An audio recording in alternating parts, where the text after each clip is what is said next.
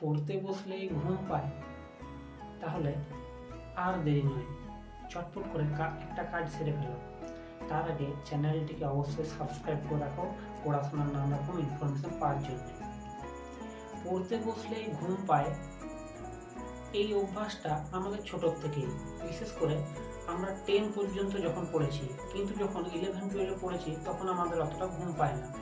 এটার কারণ হলো 10 পর্যন্ত পড়ার সময় আমাদের মাথায় অনেক কিছু সাজাতে পারি না, কি পড়ছি বুঝতেও পারি না, আর বুঝতে পারলে অতটা মন লাগে না, তাই আমাদের এরকম অবস্থা হয়।